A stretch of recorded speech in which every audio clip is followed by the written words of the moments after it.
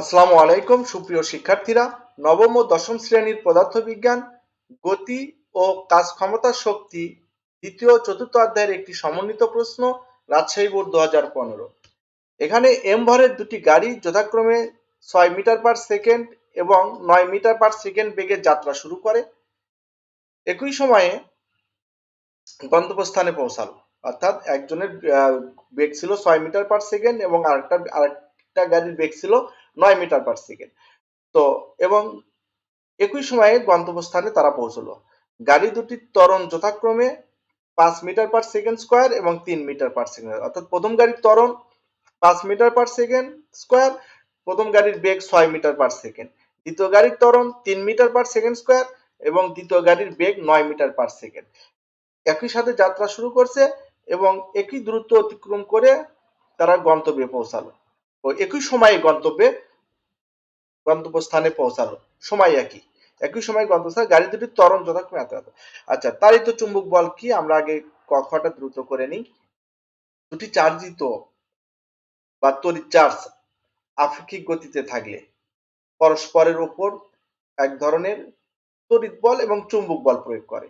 এই তড়িৎ বল ও চুম্বক বল খুব দৃঢ়ভাবে সংযুক্ত অবস্থায় তড়িৎ চুম্বক বল সৃষ্টি করে, অর্থাৎ তড়িৎ এবং চুম্বকের দ্বারা তড়িৎ বল এবং চুম্বক বলের দ্বারা সংযুক্ত অবস্থায় যে বলের সৃষ্টি হয় সেটাই হচ্ছে তাড়িত চুম্বক বল বা তড়িৎ চুম্বক বল, এটাকে তাড়িত চুম্বক বল বলা হয়। তাহলে দুটি তড়িৎ চার্জ আপেক্ষিক গতিতে থাকলে পরস্পরের উপর তড়িৎ বল এবং চুম্বক বল প্রয়োগ করে। এই তড়িৎ বল আর চুম্বক বল দ্বারা সৃষ্ট যে দৃঢ়ভাবে সংযুক্ত অবস্থায় তড়িৎ চুম্বক বল সৃষ্টি হয়, একেই আমাদের বলা হয় তাড়িত চুম্বক বল।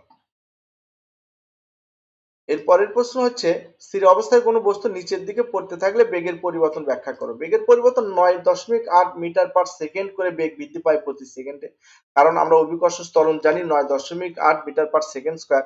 তাহলে স্থির অবস্থান হতে কোনো বস্তু অভিকর্ষ বলের প্রভাবে নিচের দিকে পড়তে থাকলে বস্তুটির উপর অভিকর্ষ ত্বরণ g equal to 9.8 metre per second square ক্রিয়া করে।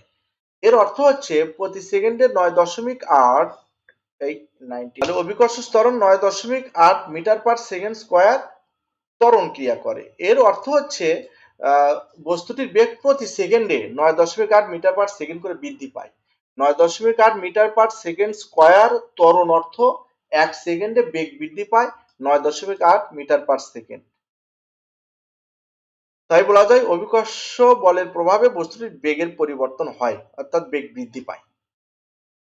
এর পরের প্রশ্ন হচ্ছে গ, গাড়ি দুটি কত সময়ে গন্তব্যস্থানে পৌঁছেছিল। গাড়ি দুটির কি একই ছিল, আমরা আবারও দেখে নিই। গাড়ি দুটির অতিক্রান্ত দূরত্ব কি একই, একবার দেখো তো। এখানে আমরা দুটি গাড়ি এত এত বেগে গন্তব্যস্থানে একই সময়ে গন্তব্যস্থানে পৌঁছালো। গাড়ি দুটির ত্বরণ কত, সময় একই বলা হচ্ছে, আর গাড়ি দুটি কত সময়টা বের করতে হবে। এখানে আসলে যাত্রা সঙ্গে এম ভরের দুটি গাড়ি যথাক্রমে এত এত বেগে যাত্রা শুরু করে, একই সময়ে গন্তব্যস্থানে পৌঁছালো। ও, তাহলে গন্তব্য তাদের একটাই, গন্তব্য একটাই, তার মানে অতিক্রান্ত দূরত্বও একটাই। তার মানে এখানে একটা গাড়ি ছিল, ধরো দুইজন একই সাথে যাত্রা শুরু করেছে আর একই সময়ে গন্তব্যস্থানে পৌঁছালো। কেমন কথা, একই সময়ে গন্তব্যস্থানে পৌঁছালো, তাহলে টি তো এখানে একটাই হওয়ার কথা, সময় একটাই হওয়ার কথা। আচ্ছা, সময়ও একটা, শুধু এদের বেগ আর ত্বরণ আলাদা, সমস্যা নেই। একটা প্রথম দ্রুত গেছে, দেখো তার ত্বরণ কম আছে, প্রথম দ্রুত যাত্রা শুরু করছে, ত্বরণ কম আছে, বেগ অত বৃদ্ধি পায় নাই। কিন্তু দ্বিতীয়টা না না, প্রথমটার দেখো বেগ কম, প্রথমটার বেগ কম ত্বরণ বেশি, তার মানে যাত্রা ধীরে ধীরে শুরু করলো, পরে গিয়ে দ্রুত গেছে। আর দ্বিতীয়টার বেগ বেশি, প্রথমে দ্রুত যাত্রা শুরু করছে কিন্তু ত্বরণ কম হওয়ার কারণে এই বেগ আস্তে আস্তে বৃদ্ধি পাইছে, শেষে এসে সে কম গেছে। কারণ বলা হচ্ছে দুজন একই সময়ে গন্তব্যে পৌঁছেছে, তার মানে এদের অতিক্রান্ত দূরত্ব সমান এবং গন্তব্যে পৌঁছার সময়ও সমান। তোমরা বলতে পারো দুজনের ত্বরণ এবং বেগ ভিন্ন ভিন্ন থাকার কারণেও তারা গন্তব্যে একই সময়ে পৌঁছলো কিভাবে। হ্যাঁ, এই দেখো একজনের আমাদের কি বেশি আছে, এটা গন্তব্য, ধরো এটা গন্তব্য, এর কি আছে, বেগ বেশি ত্বরণ কম। ত্বরণ কম বলতে বেগ বৃদ্ধি কম পাইছে, এ প্রথমে দ্রুত গেলেও পরে কিন্তু আস্তে গেছে। মানে আসতে বলতে কি পরে অত বেশি বেগ বৃদ্ধি পায় নাই, কিন্তু ভুল বললাম। প্রথমটা হচ্ছে বেগ দেখো যা আছে আমাদের, বেগ কম আছে কিন্তু ত্বরণ বেশি আছে, তারা বেগ বৃদ্ধি পাইছে। প্রথমে যাত্রা আসতে শুরু করলো, পরে খুব দ্রুত গেছে। আর দ্বিতীয়টা প্রথমে দ্রুত যাত্রা শুরু করলো, ত্বরণ কম হওয়ার কারণে অত বেশি বেগ বৃদ্ধি পায় নাই এবং ধীরে গেছে, অর্থাৎ দুইজনে একই সময়, দুটি গাড়ি একই সময় গন্তব্যে পৌঁছেছে। ওকে, একটু সময় নষ্ট করলাম, সরি। এখানে দেখো কি আছে, এখানে গাড়ি দুটির ভর, উভয়ের ভর এম, ভর দেওয়া নেই, ধরে নিলাম এম, ধরে নাও প্রশ্নে দেওয়া আছে এম।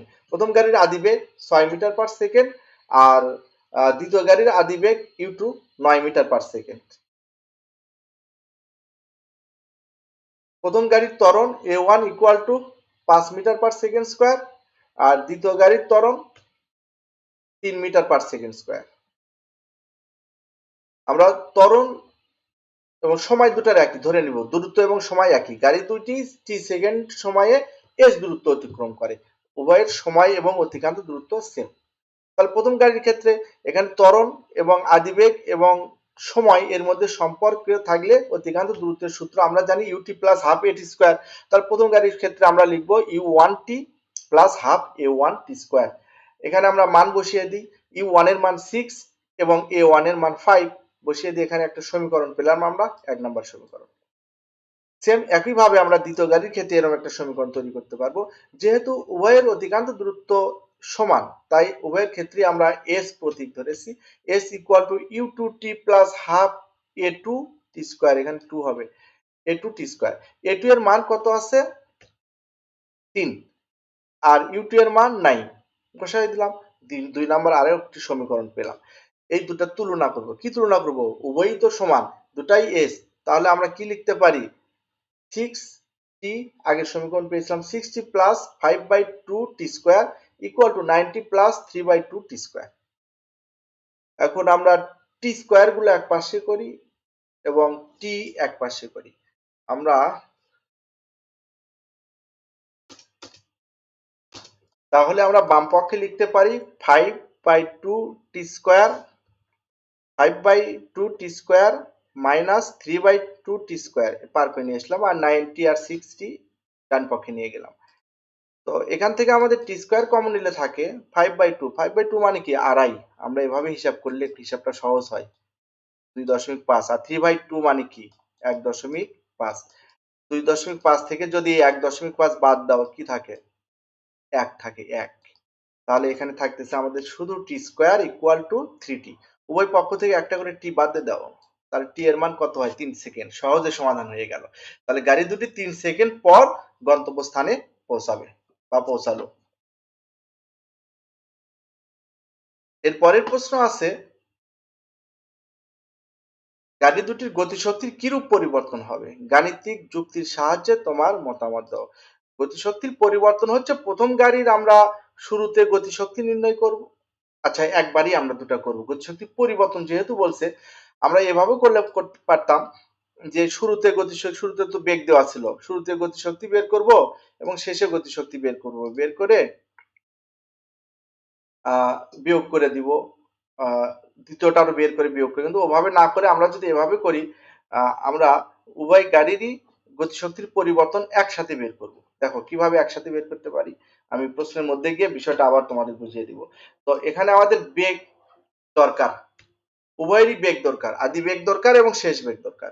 তো উভয় গাড়ির আদি বেগ কিন্তু আমাদের দেওয়া আছে, আদি বেগ আমাদের প্রশ্নে দেওয়া আছে, উভয় গাড়ির আদি বেগ 6 আর 9 দেওয়া আছে।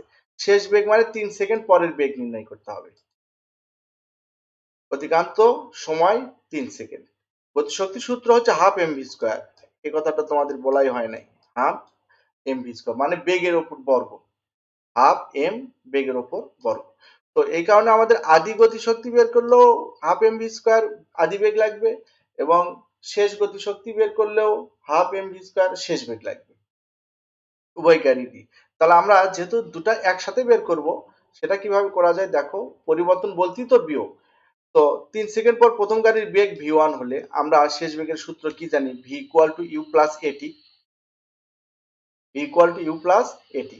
তাহলে প্রথম ইউ মানে আদি বেগ, প্রথম গাড়ির আদি বেগ 6 ছিল, এ ছিল 5, টি আমাদের 3, গ হতে পাইছি আমরা পাই 21 মিটার পার সেকেন্ড। তাহলে প্রথম গাড়ির আমরা আদি বেগও পাইলাম, শেষ বেগও পাইলাম।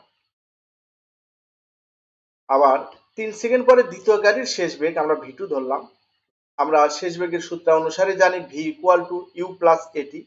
তো ইউ হচ্ছে এখানে দ্বিতীয় গাড়ির আদি বেগ u2, আর ত্বরণ, দ্বিতীয় গাড়ির ত্বরণ ছিল 3, আদি বেগ ছিল 9, 3 3 গুণ করলে 9 9 9 9 যোগ করলে 18 মিটার পার সেকেন্ড দ্বিতীয় গাড়ির শেষ বেগ। বাস, এখন আমি তোমাদের যে জিনিসটা বোঝাইতে চাইলাম তা হচ্ছে আমরা এই প্রথম গাড়ির গতিশক্তির পরিবর্তন একসাথে করব। তোমরা যদি দুটো আলাদা বের করতে তাহলে কি করতে, হাফ এম আদি বেগ, আদি বেগ কি করতে u1 প্রথম গাড়ির জন্য u1 স্কয়ার, আবার দ্বিতীয় গাড়ির শেষ, প্রথম গাড়ির শেষ বেগ কি বের করতে, হাফ এম u1 স্কয়ার।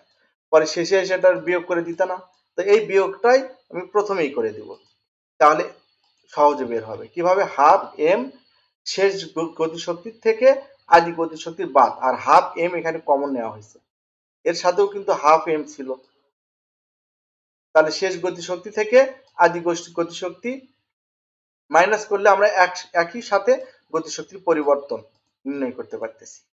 আশা করি বুঝছো।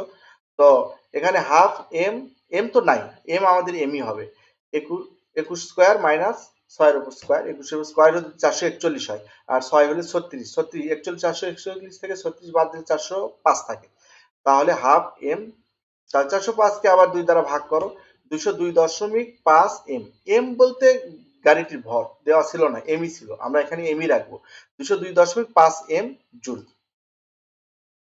সেম একইভাবে আমরা দ্বিতীয় গাড়ির গতিশক্তির পরিবর্তন বের করব। আমি আবারও তোমাদের বলছি যে এই পরিবর্তনটা হচ্ছে দ্বিতীয় গাড়ির আদি গতিশক্তি এবং শেষ গতিশক্তির মধ্যে যে পরিবর্তনটা হলো, শেষ গতিশক্তি হচ্ছে হাফ এম v2 স্কয়ার, আর আদি গতিশক্তি হচ্ছে হাফ এম u2 স্কয়ার। এই দুটো যদি আমরা মাইনাস করি, মাইনাস করলে হাফ এম কমন নিলে কি থাকে, পরিবর্তন একসাথে করতেছি আমরা, V square minus v2 square minus u2 square. এখন v2 এর মান কত ছিল, 18, আর u2 এর মান 9, 18 এর উপর স্কয়ার হলে কত হয়, 9 এর উপর স্কয়ার হলে 81, আর 18 এর উপর স্কয়ার হলে 324, 18 এর স্কয়ার হলে 324। তো আমরা এখানে এককের উপরও কিন্তু স্কয়ার দিয়ে দিব, এগুলো তোমরা একটু খেয়াল রাখবে, এককের উপরও স্কয়ার হয়, এখানে এককের উপরও স্কয়ার হয়, স্কয়ার যদি হোল স্কয়ার থাকে, 18 এর উপর স্কয়ার হলে 324 হলো, এককের উপরও স্কয়ার হবে। তো যাই হোক, এটা আমি তোমাদের দেখাইলাম। তো এখানে metre, metre square per second square, kg, এখানে এই এম এর আবার আরেকটা একক আছে, kg, kg metre square per second square, একে জুল বলা হয়, জুল। তাহলে হাফ এম বিয়োগ করলে 243 হয়, 2 দ্বারা ভাগ করলে 121.5, যা প্রথম গাড়ির গতিশক্তি থেকে কম। তাহলে প্রথম গাড়ির গতিশক্তির পরিবর্তনটা বেশি হয়েছে, দ্বিতীয় গাড়ির গতিশক্তির পরিবর্তনটা কম হয়েছে, তাহলে লিখতে পারি দ্বিতীয় গাড়ির তুলনায় প্রথম গাড়ির গতিশক্তির পরিবর্তন বেশি হবে।